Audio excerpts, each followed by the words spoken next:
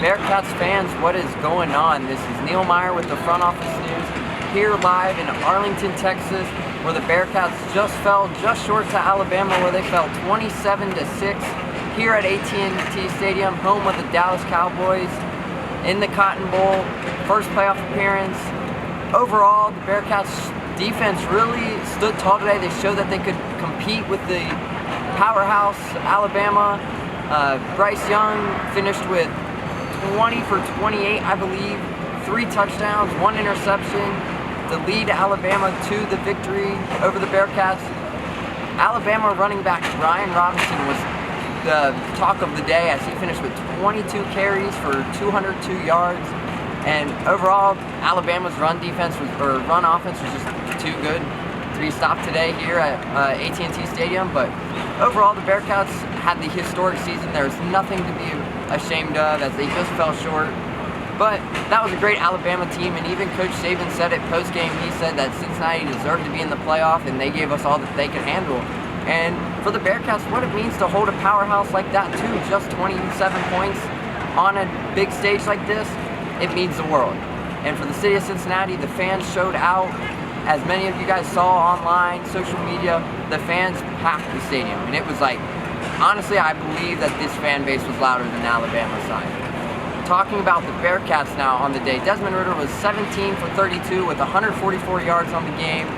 Jerome Ford finished with 17 carries for 74 yards. The Bearcats' leading receiver was Michael Young Jr. He finished with 4 catches for 55 yards, I believe. And overall, it was great to see Michael Young Jr. back and healthy and providing for this Bearcats offense. But overall, the defense is what really stood out to me in this game. Alabama is a high-powered offense with Heisman Trophy winner Bryce Young.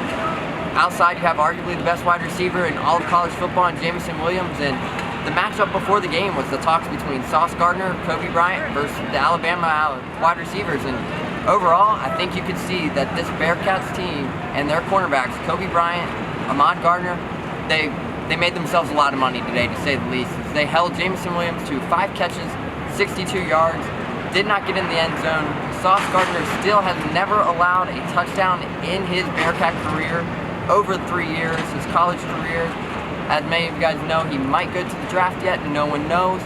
But overall, looking back on this Bearcat season, back-to-back AAC champs, proved the world wrong, became the first Group of 5 team to make it to the national stage here in Dallas for the playoffs. And overall, this Bearcats team has nothing to hang their head about.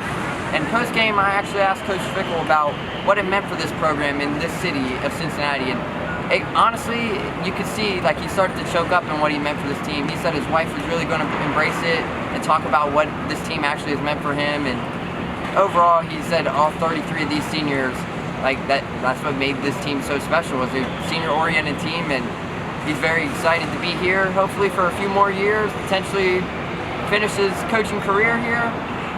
But overall, the Bearcats fell just short.